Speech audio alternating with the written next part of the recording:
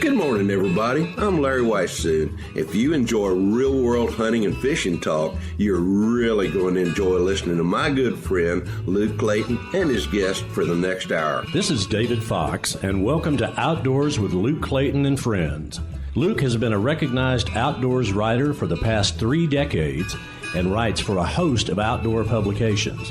Luke pens a weekly newspaper outdoors column that appears in over 40 Texas newspapers. Luke is on the pro staff of Pyramyd Air, your one-stop shop for everything air gun related. Smokin Tex electric smokers and AGM Global Vision, maker of an awesome line of thermal hunting scopes and spotters.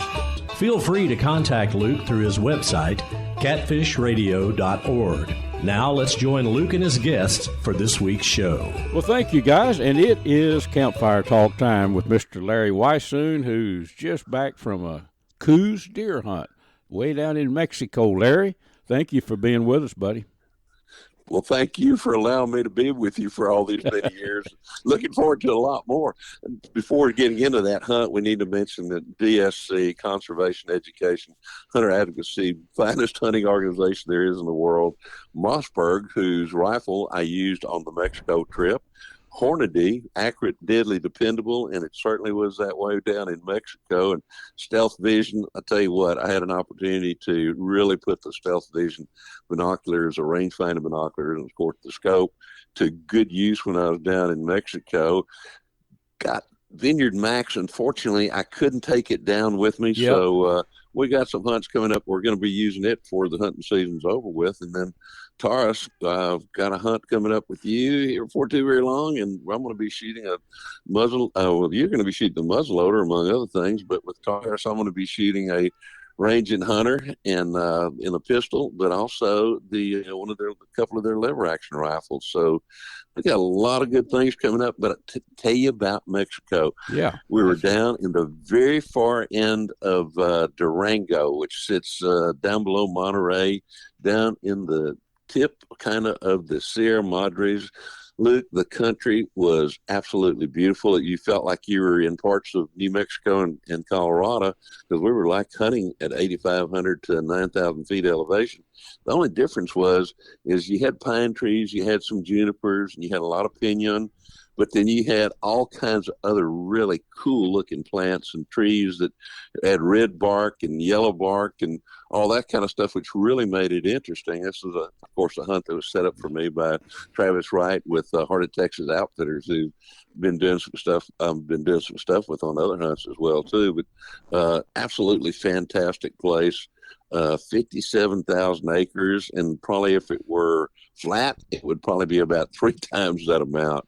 But lots of little Coues deer. Now they're true Coues down there. They did a bunch of DNA testing on some of the deer that they've taken in the past, so that genetically they are Coues deer, as opposed to some of the other subspecies that are down in Mexico. But gosh, I had a great time down there with on that particular ranch. They're just getting into a management program with the deer, and then they've got elk, and then they've got the I guess it's the Gould's turkey that lives down there as well too. Now, they've been doing that hunt for several years. The elk were originally there; they were killed out many years ago, and so the landowner has brought back elk, and I mean they've got a really good elk herd down there as well too, and they're doing a limited amount of elk hunts. So, but just absolutely great hunt. Took a buck that would have been huge, except he had some broken points on one side. It was like he had 4 broken points broken off, and or 4 points broken off on his right side. Had the brow tine, and probably, as far as somebody is concerned with Coues deer, a really good Coues deer score is about 100. Now, that's like a nice little 8-point kind of deer here in Texas. Yeah. And this particular buck scored, with the points there, they'd seen him a couple of days before and he hadn't broken them off, but he would have probably scored about 120. So, we'll start showing some pictures here for too very long, and got a little bit of footage that I was able to care or two for our sportsman's life. But absolutely great hunt, and I can't wait to go back down, to be honest with you, for next year. Well, so a Coues deer, and I've never hunted them, of course, Larry. You know that we've talked about them together a good bit. But I know I've had friends, you and several other guys that's hunted them down there. A big one on the hoof, I guess. One that would weigh an honest 100 pounds. Is that a pretty good size one, I guess? It is. We took, I think, like 8 different bucks when we were down there, and all of them were older deer. So they were all, 5 years old or older. Probably the smallest of the buck he would have probably weighed 100 pounds on the hoof. There, a great habitat, which is part of the reason they're a little bit bigger down there. The one that I shot was a 6-7-year-old deer, and I would have guessed that he'd have probably weighed about 110, maybe 115 on the hoof. So not very big. The interesting thing is there are two things that are cool about them as far as their body is. They have an ear tip to ear tip spread when the ears are kind of forward, kind of a little bit forward, but kind of upright, anywhere from about 16 to 18 inches. Good. Yes. Now that seems wide for a small deer. Yeah. Yeah. And there was one that we measured that had like a 20-inch ear tip spread. Good. Almost like a mule deer ears in a way, right? I mean, I don't know how wide a regular mule deer's ears in an upright position wouldn't be much bigger than that, wider than that, would they? Probably. It'd be a little bit wider, not a whole lot. Yeah. And the other thing is when they run, of course, they're white-tailed deer, so they bring their tail up. But you know how our white-tailed deer kind of is as parallel, it goes straight up kind of thing when they run. Yeah. When they flare. Okay, with these Coues deer, they lay their tail over on top of their back when they run. So it's really an interesting, and they just hide in the middle of nowhere. I mean, you'll be looking at a spot and think there's nothing there, and all of a sudden you look and guess what? Here 3 or 4 deer that have been standing there looking at you the whole time. I bet you that stealth scope, rifle scope, that I've got one too, and I haven't really taken, other than on paper, taken any long shots. I've done quite a bit of long, distance shooting with it, but I bet that thing was, as they say, the cat's meow out there, that stealth scope on your rifle. It really was. I'll tell you. And then, of course, the range finding binoculars were so important. The one that I shot was a little over 300 yards. Shot him last afternoon on a 7-day hunt. Yep, that happens. All that kind of good stuff. But, you mentioned the stealth vision scope. We've got a hunt coming up here very shortly out in West Texas where, by golly, you may be able to put that stealth vision scope and that 6.5 with Hornady ammo to good use out there at a long distance. Stretch that thing out. Yeah, it's got the one that I'm shooting. It's a CVA Cascade that I've got that thing mounted on. That's a 6.5 PRC, and I feel from a good solid rest. And you and I have shot together, Larry. I mean, it's nothing magic about me shooting it. Anybody that knows how to relax, squeeze, aim, and fire can do it. But out to about 600 yards, a minute of angle with that rascal. And that's almost twice as far as I've ever shot an animal in my life. Honestly, I think I can remember killing a buck out in a near Alpine out there, a desert mule deer at 429 yards. But I was shooting a guy's, this has been 25 years ago, Larry. Kind of interesting side note, but it was a Model 70, 270. And I never will forget, this guy owned a big ranch out there, and he was a shooter. Right. And he was with me, and he had it sighted in some unorthodox way, like 2.5 inches high at 100. I don't remember all the statistics, but I'll never will forget, he told me, Luke, I've got $8,500 invested in this rifle, shilling barrel, and et cetera, and he hand loaded everything, case and lot with his ammo. He was a stickler, to say the very least. And we were riding around up on this hill, little mountain, and way down there was a water hole, and we had just some basic rangefinder like you used to use for Bushnell one, little. Right. But it would register way out there. Anyway, we parked the Jeep, and he said, "Put your coat down on the hood here, Luke." And I did. I took my coat off and made me a good rest. And that deer looked to me like it was 10 miles away, way down there.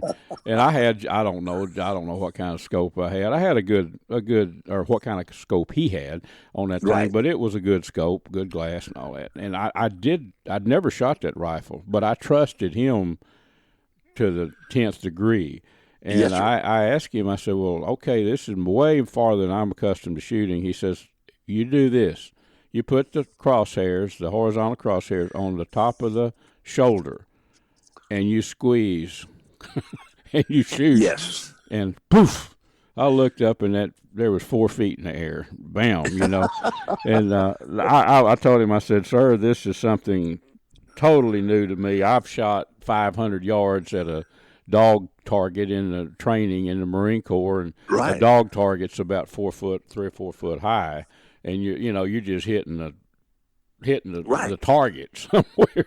But no, that's a long way. But with the stealth vision, when we were shooting out there at Doc's place in Crockett, 1,000 yards, wasn't it? 1,200 yards, maybe. Oh, yes, the farthest. Now that was with their custom guns, but just a good stock rifle like the CVA Cascade or your Mossberg that you've had out there. 600 yards, they're doable, aren't they? They really are. They really are. I'll tell you what. And the thing about it is, I love shooting at long range. Not so much from a hunting perspective, but I love shooting out 1,200 yards at some of those steel targets, because if I can shoot accurately at that distance, and when I crawl within about 150, 200 yards or less, which is my preference, I know I can precisely put that bullet where I want to. And the interesting thing about, we were hunting at 8,500 to 9,000 feet elevation. So Stealth Vision did a custom turret for me, built specifically for that area, for that kind of elevation and that kind of temperature and all that kind of thing, which is one of the things that's so really good about the Stealth Vision scopes. And all you got to do, now that I'm back home again, I'll just put same zero, put the 1 or whatever it is where the little line is. Yep. I'll just switch out the turrets again, and when we get out there to West Texas, I'll be right back on again. And should I go back down there next year, I'll just take that same rifle and guess what? I'll crank it up I'll change out the turret and be ready to go. Dial it right in. Yeah, it's going to be fun. What you were talking about, I think I kind of interrupted you, Larry, but you're talking about we are going out to West Texas in a couple of days, and I'll take that. I'll have that thing, that same rig, 6.5 PRC with that stealth scope on there. It's a CVA Cascade, and it's a shooter, and then you'll have your Mossberg on yours, and we might have. I know last year, had we had this rig, we could have took a couple more does that were that one up on the mountain. I remember that. That rascal was way up there. I don't know, probably 400 yards, 500. Oh, yes. But they're going to be in trouble this year, Larry.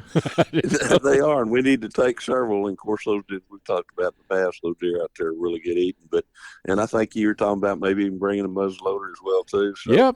We're going to be shooting everything from pistols to muzzleloaders to modern rifles to lever action rifles. You bet. No telling what else we'll get into over there, Larry. I've got Bill Carey is standing by to talk some striper fishing with us.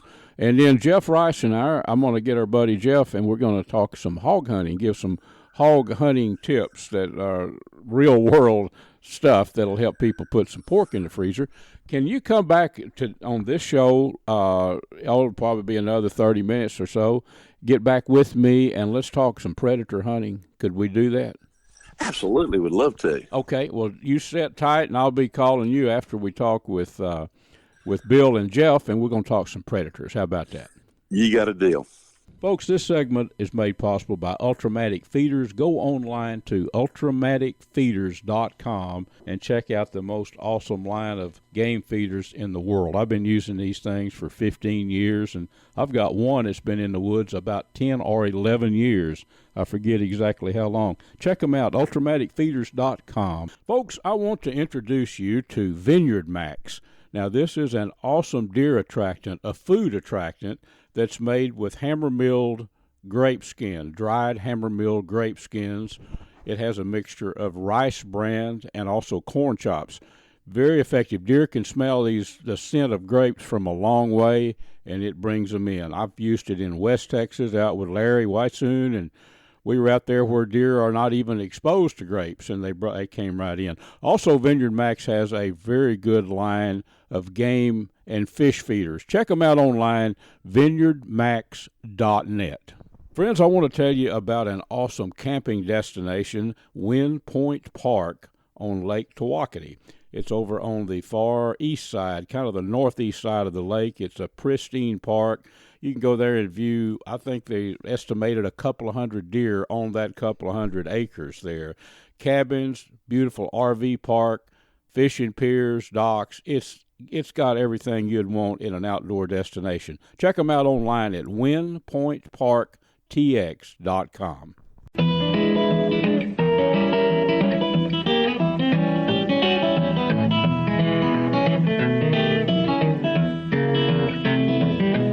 Folks, this segment is made possible by Smokin Tex electric smokers that I've been using a long, long time, CatfishPro, catfishing baits and catfish supplies, Ultrimatic Feeders, and AGM Global Vision, maker of the spotters and thermal scopes that I hunt with.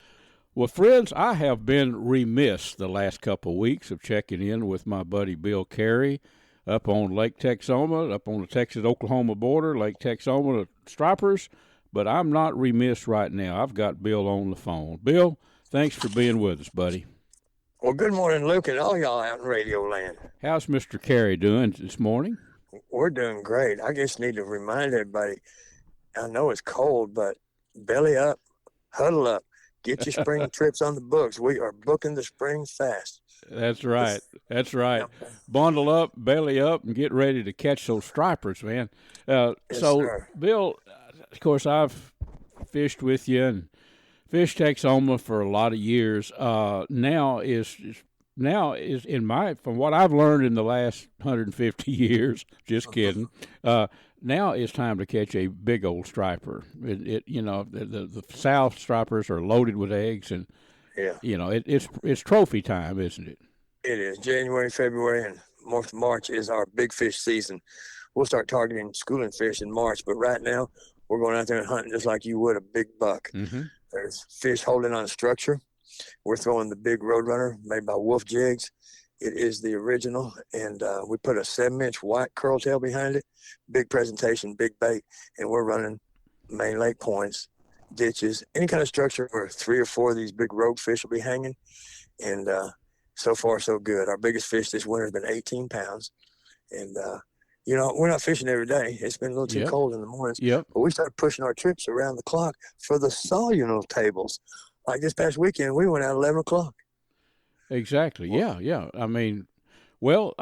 I have had as much luck catching big fish this time of year with y'all as at 11 o'clock as I have. Yeah. Well, we just don't go at daylight. I mean, there's no reason to.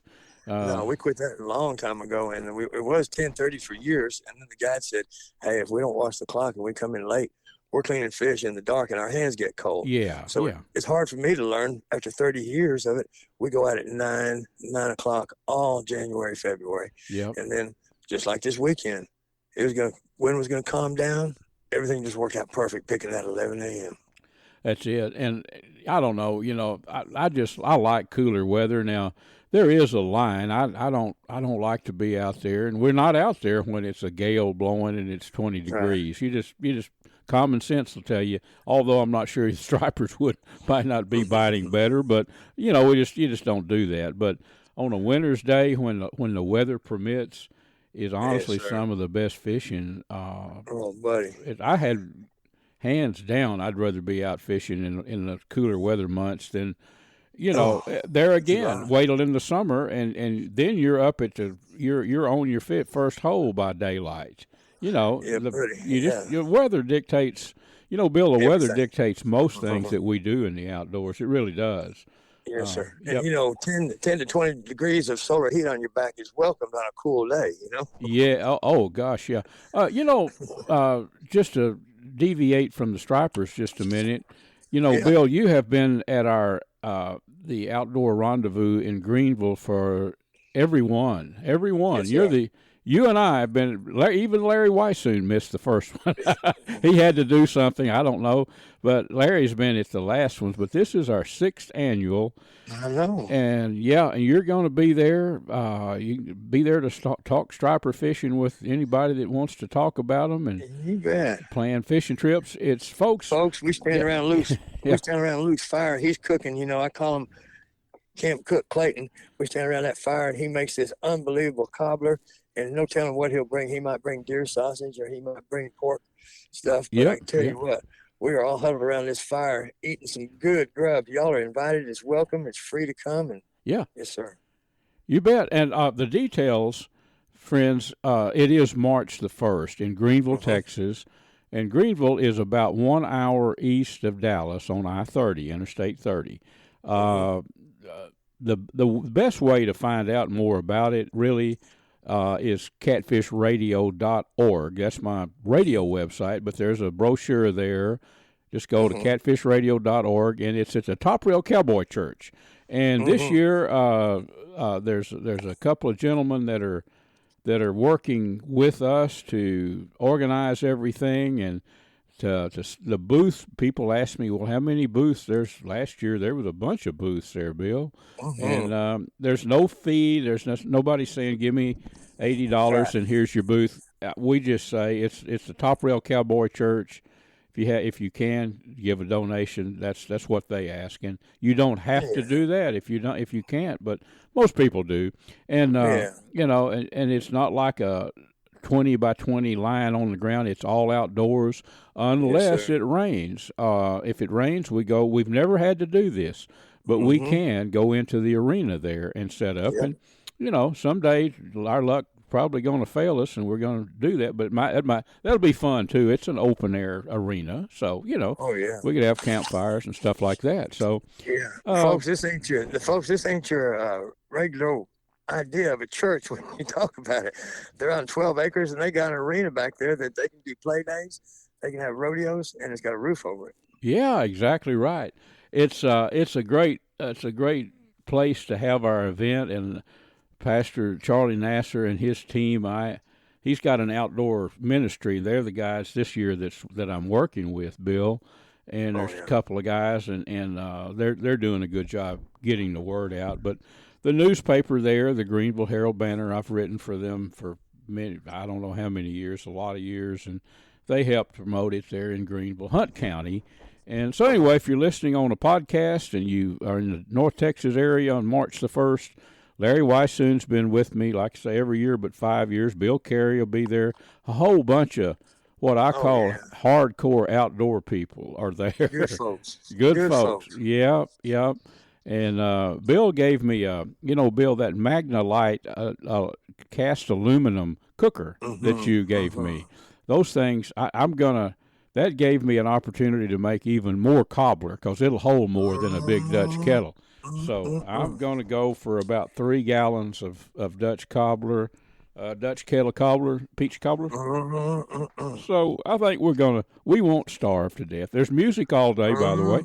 That's right. Anyway, we're going to get back to stripers, folks, but catfishradio.org, and call up one of the guys. Their numbers are there. My number's there. If you want to contact me, I'll wind up just sending you to the managers there on it, because the only thing is they just need to know you're coming. That's it. So, And now, folks, that's just for people that are peddling stuff. Yeah. The public's welcome just to come without having to call or anything. Oh, yeah. Thanks, Bill. That's right. Yeah, just come on out there. There's no fee or anything like that. Just come on out. You'll see the campfire burning. The Dutch Kettle Society was going to be there with the Dutch kettle cooks. There'll be a couple of chuck wagons there, live music. Yeah. It's awesome. I don't know. It's just, people ask me how many's there. I don't know how many's there. There's a lot. Each year it seems to be more and more folks, but the ones that are there are having a good time. Let's get back to stripers, Bill. Okay. So, we're into February now.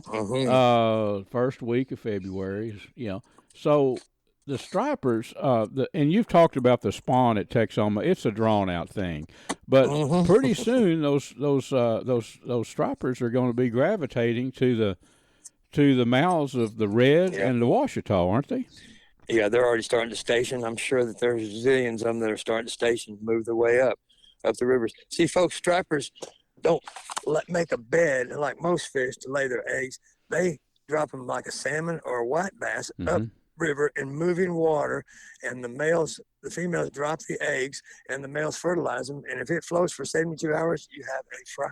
That does it, yeah. And there's the salinity in the red and the Washita is just right. There's enough salt content to make those eggs buoyant. So they roll around with the current, but they're not laying on the bottom.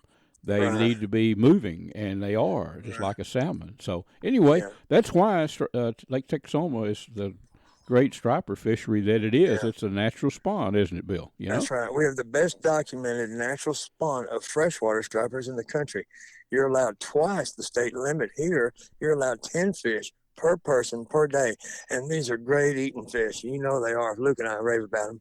We do. I brag about them a lot, and I love to indoctrinate people that that say stripers do have what we call red meat. It pulls out easy. It's a strip in the middle of the fillet. The bigger the striper, the bigger the strip, but it pulls right out of there. And then you got snow white fillets. So once the people are taught, how many times have I heard, they have that red meat? Yeah, they do. Yeah. It's not it doesn't take a surgeon to remove it. It takes about 3 seconds, but it's a great fish. Our guys all send them home white, flaky, mild meat.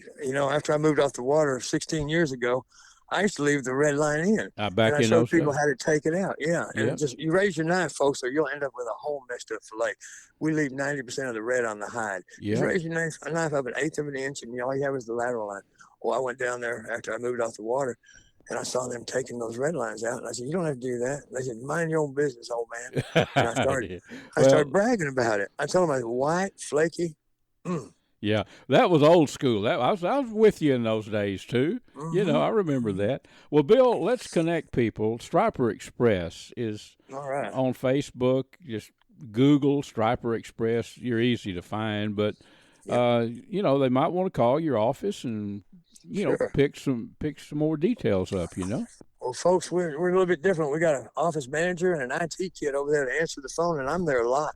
Yep. The number is 903-786-4477. That is 903-786-4477. Thank you, Bill. And here in just about 3 weeks, I'll see you in Greenville at the Top Rail Cowboy Church for the, what is that? The 6th annual, I think, outdoor rendezvous. So keep catching them, Bill. We'll get you back on soon and talk some more fishing. How about that? All right, brother. Folks, let's talk a little outdoor cooking. Let me tell you about an electric smoker that I've been using for 15 years, I guess. Smokin Tex electric smokers. If you're tired of staying up all night keeping that wood fire burning when you're barbecuing, give Smokin Tex a try. They're made to last a lifetime. You can check them out at SmokinTex.com. That's SMOKINTEX.com. Well, friends, Mr. Larry Weissoon is going to tell you about the finest hunting optics that we have ever found. Look, these are called Stealth Vision. They come from Crockett, Texas. Dr. John McCall developed them. They're 34-millimeter tubes as opposed to the narrower tubes, so more light transmission. They have a little green light that comes on. That scope is level because that's when you want to pull the trigger. They have an optional lighted reticle as well, too, and a whole lot of other products, and folks can learn more about them by going to stealthvision.com. And for seasonings, anything to do with outdoor cooking, all kind of jerky seasonings, sausage seasonings, Butcher Packer Supply. That's butcherpackersupply.com. I think the website is butcher-packer.com.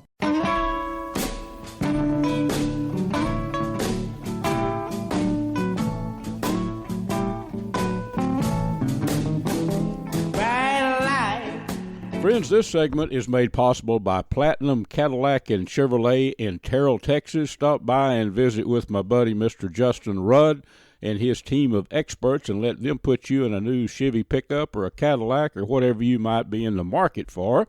Also, the Choctaw Hunting Lodge up in southeast Oklahoma. Check them out at ChoctawHuntingLodge.com. Also made possible by Pyramyd Air, your one-stop shop for everything airgun related. Well, friends, it is your old buddy Luke Clayton, and you know what? If there was an official hog hunting season in Texas, it would have opened about a week ago. The deer seasons are closed, other than the managed land ranches. There's a lot of those around, but by and large, a lot of the deer hunters, it's over with till next October. But it's hog hunting season, unofficially and kind of officially. I got a good buddy, Mr. Jeff Rice, who was with us recently on a show. Jeff hunts hogs religiously. He is a serious hog hunter, like I am, and like many of you are, I'm sure. I thought it'd be fun to talk about ways to get hogs on the meat pole. Jeff, thank you for being with us again today and sharing some hog hunting information. Yeah, good morning, Luke. Always glad to join you, my friend. Looking forward to talking a little bit about hogs and bringing them in. You bet. You got to get them in before you can shoot them. You got to shoot them before you can put them on the meat pole, and that's correct. Ultimately on the smoker. So, so just to go out and go hog hunting and stalking hogs, that's not the highest percentage hunt. I'm talking about during the daylight. I've done it. You've done it. And it can happen for you like that. But the most effective way to ensure that you're going to get a shot at a hog within decent range is bait. I think bait, and that equates to corn for number one. But just to say you're going to bait with corn, there's tricks and ways you can do it. One thing, Jeff, that I'll bring out first is deer hunters, by and large, they set their corn feeders to go off when they're targeting deer in the mornings. And you will get some hogs out sometimes early morning, but I've got some feeders, 2 of them by the house here, and I set them to go off at dark, which is about 30 minutes after sunset. Right now it's about 6:15. The timing on these corn feeders can be important, can't it? When they go off, you know. Without a doubt, yeah. I mean, if you're setting your corn feeders to go off midday, the chances of seeing a hog midday are possible. I mean, I see them here and there, but they tend to move more early and late. Mm-hmm. So yeah, setting the feeders at the appropriate time can be really a key in bringing them in. As you know, we do a lot of night hunting with our thermals and stuff, and so putting that feeder off right there at or after dark is really a great way to bring them in. But sometimes, we want to hunt. We don't hunt with thermal, and we need a little daylight. So you gotta set them to go either early or late. But then again, I've seen them midday, so it's kind of funny, but you never know. But baiting with corn is definitely one of the best ways, if not the best way, to get hogs to come in. It is, and also. I can remember, gosh, I don't know, 30 years ago, maybe 35 years ago, this old boy told me a trick. Every hog hunter knows it now, is to take post hole diggers. You can dig down about 30 inches with a pair of post hole diggers, maybe 36 inches max, and then pour corn down in that hole. And then there was all kind of concoctions, pour beer in it, put some raspberry Kool-Aid, you name it, clabbered milk.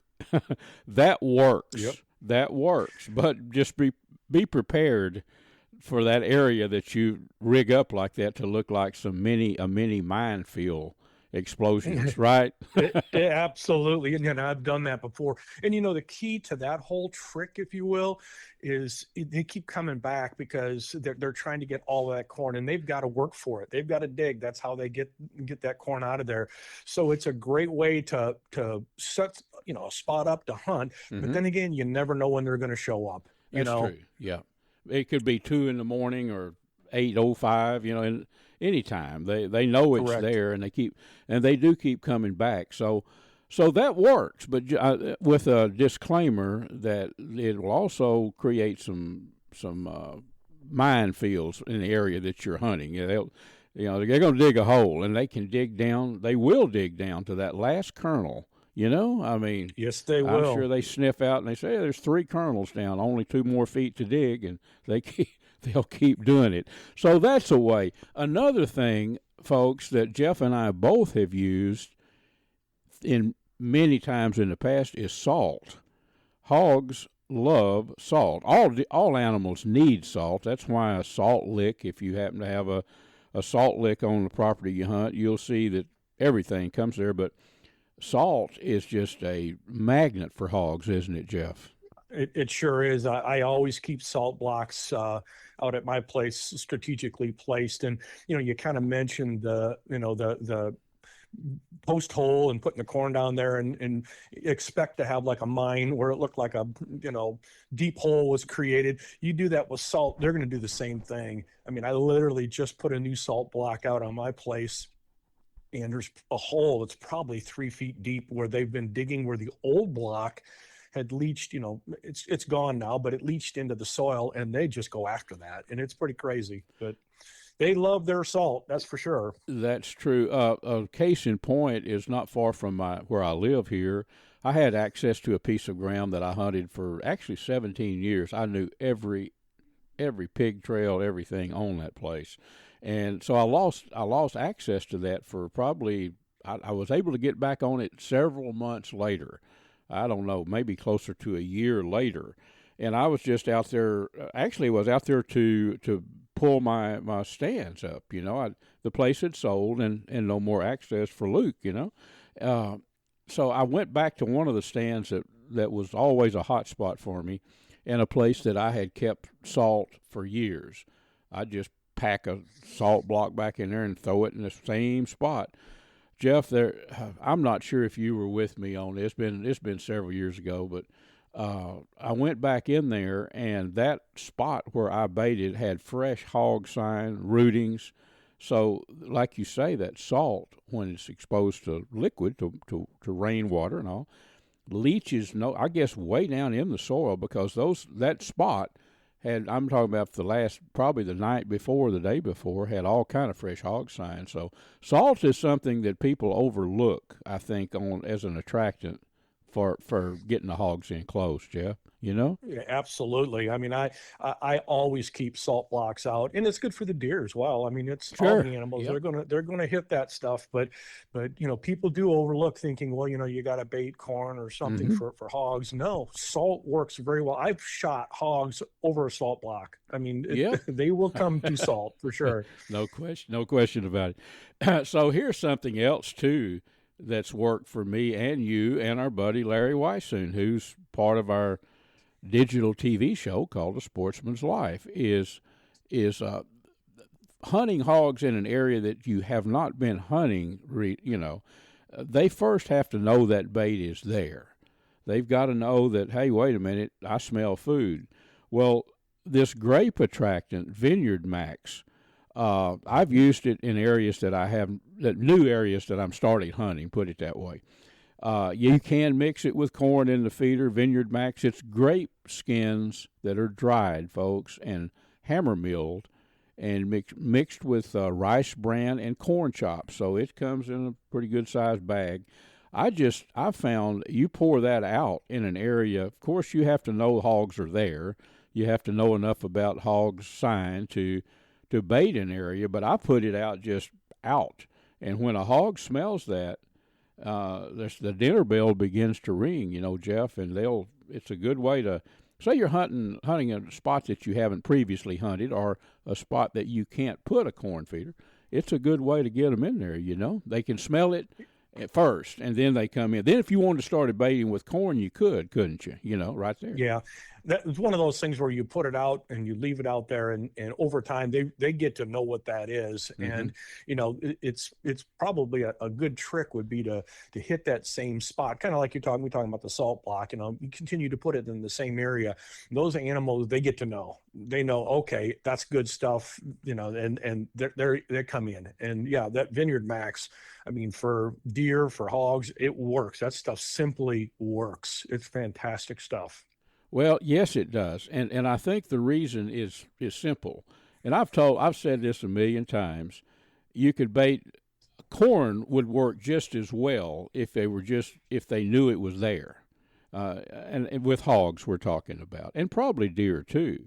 But the fact is, they don't know corn is there. They can't smell it from no telling how far. Imagine how far a hog can smell that grape scent from VINEYARDMAX, a long way. And he'll follow. That nose is his trick to survival, you know, not only for predators, but also for food. And when that nose sniffs out those grapes, there's something about that grape aroma that deer and hogs and probably all kind of critters like, and it'll bring them in the first time. You know, it's a good way to get them in there. And once you got them there, you can bait them with anything. Bottom line, but it's a good way. I'll tell you what, if you stick your nose in a bag of VINEYARDMAX, you're almost tempted to eat some. It smells so good. I mean, you know, with those grape skins and everything, it's like I can understand why those animals, you know, come from a long way. It's like that's some good stuff right there. It does. It smells like something you'd want to either pour out of a bottle or just eat with a spoon. You know? Exactly. Yep, it does. So okay, so salt, but getting them in. Now here's another thing that I've learned.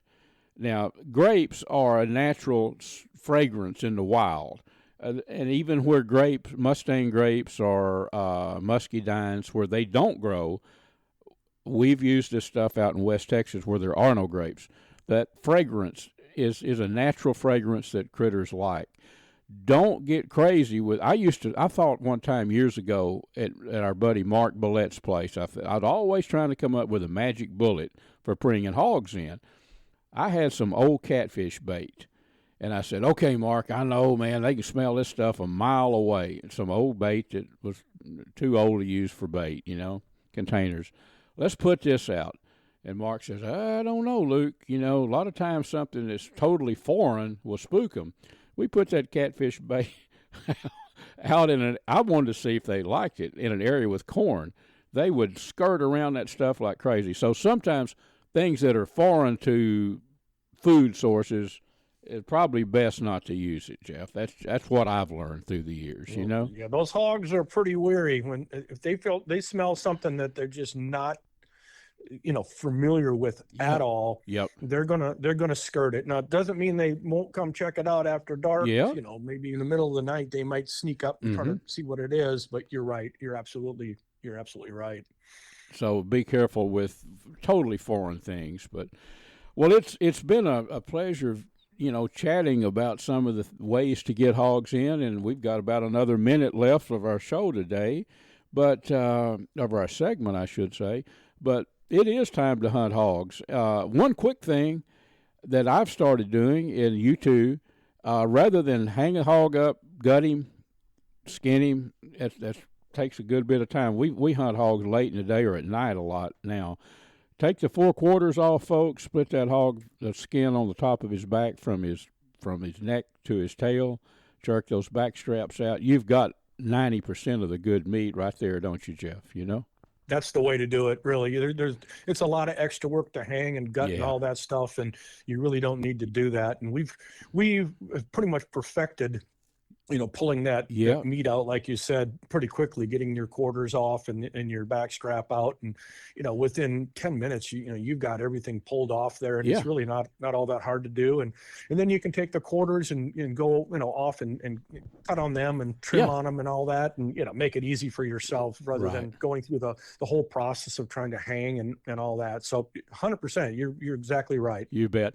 Well, Jeff, thanks a lot for sharing your vast hog hunting knowledge. I've enjoyed talking about it, and let's go get us a hog. What do you say? Let's go hunt, buddy. For about the past decade, I've been hunting editor for Airgun Hobbyist magazine. I think the only magazine devoted strictly to airgun shooting and hunting in the country. Well, in that length of time, I've learned quite a bit about big bore air guns and smaller calibers too.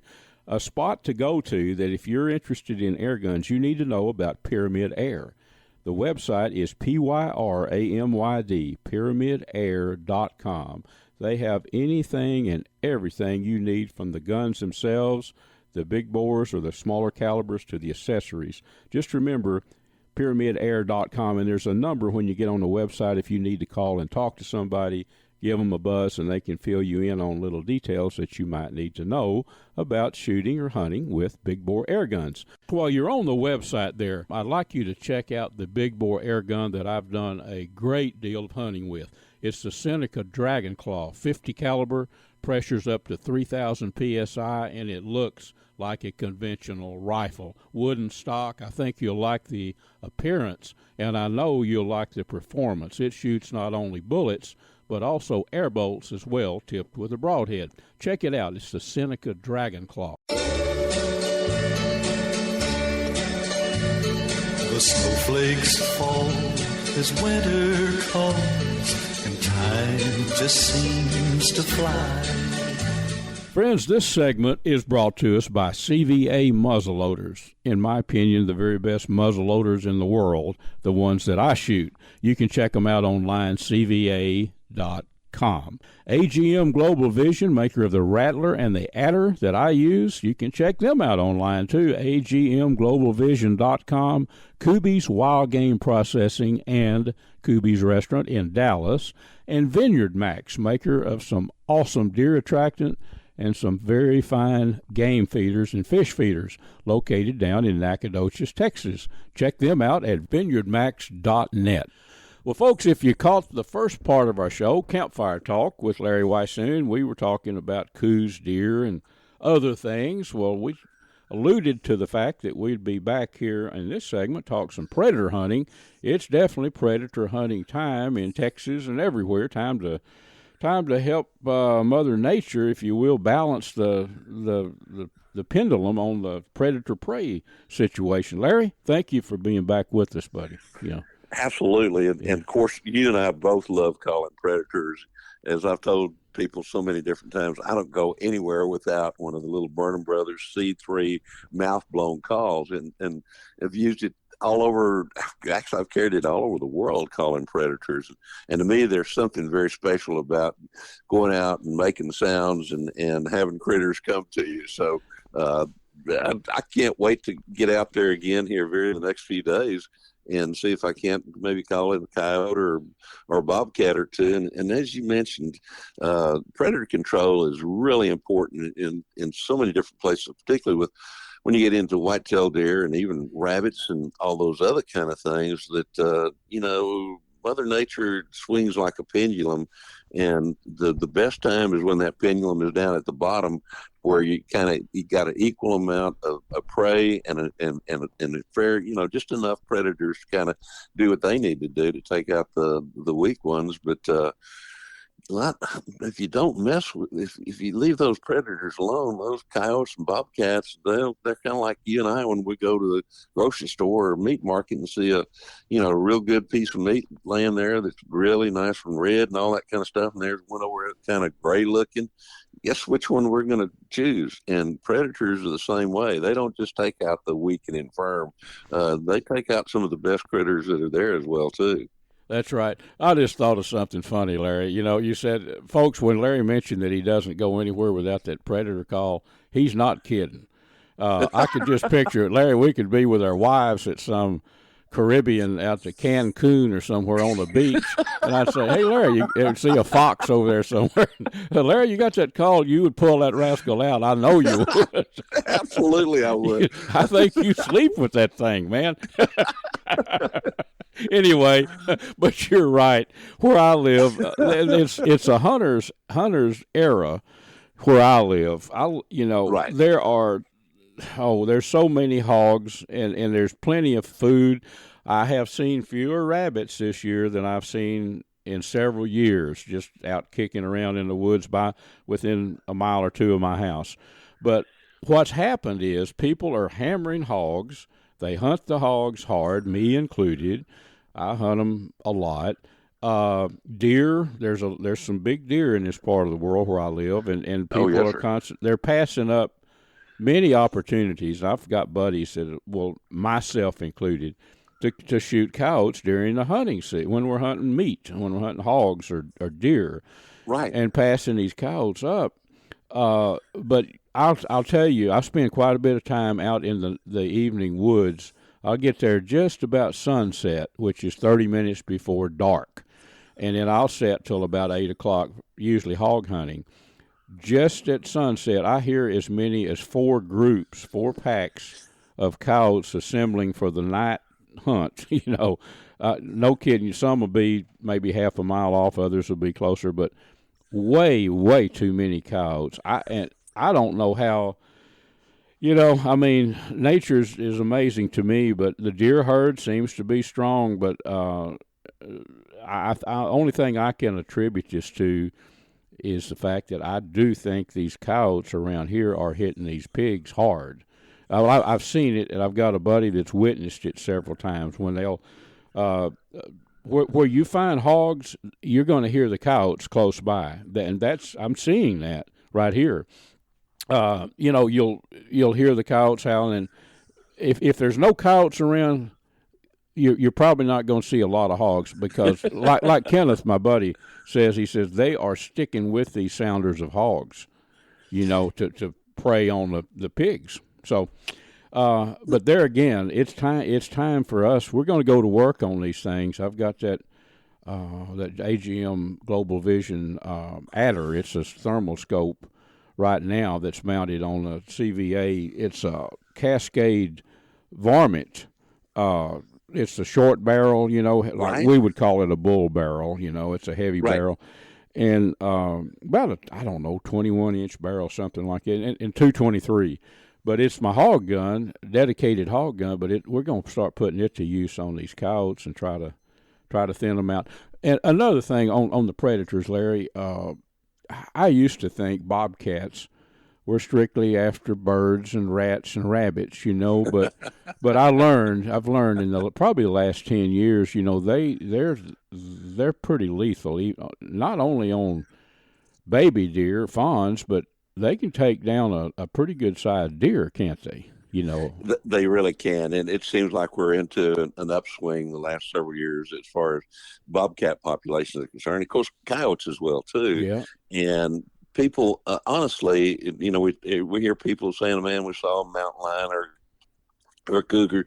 To be very open with everybody, if a cougar were as efficient as taking down animals as what a bobcat is, we wouldn't have any wildlife because those deadgum little bobcats, and I say little, the good mature cattle weigh anywhere from 20 to maybe 35, 40 pounds on the bigger side.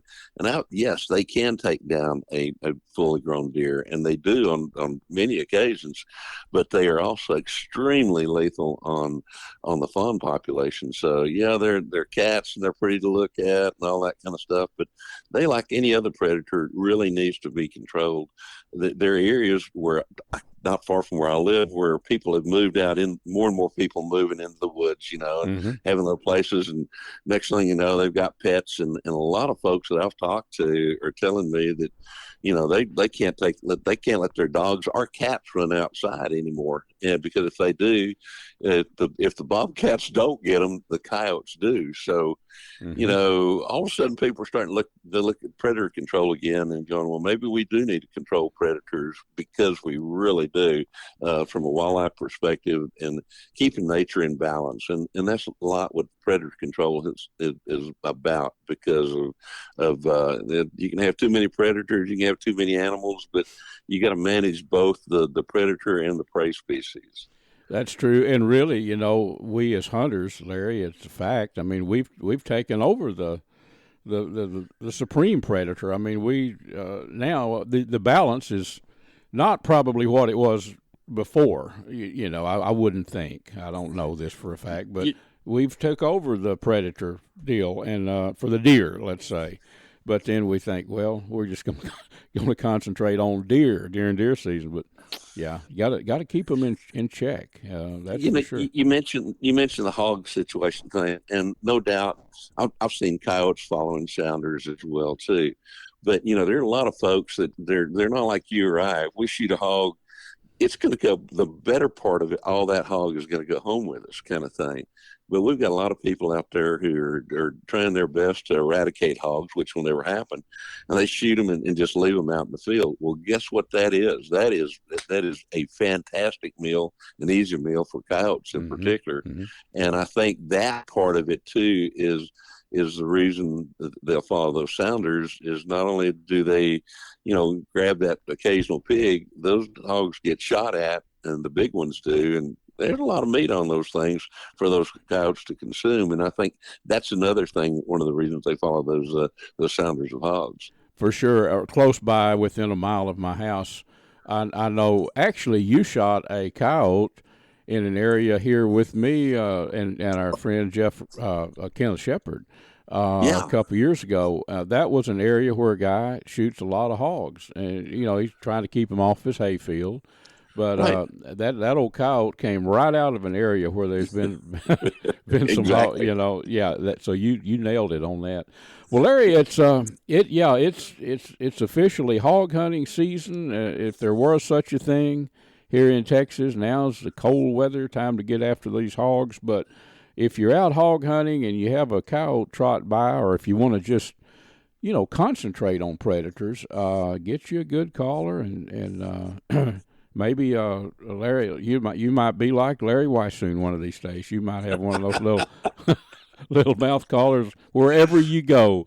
But Larry, it's always fun. I'm looking forward to getting with you and Jeff Rice out there in West Texas. We've got our meals all planned up, so it's going to be like opening day again out there in Sterling County with you and Jeff on our deer hunt coming up in a couple of days. Really, we'll be heading.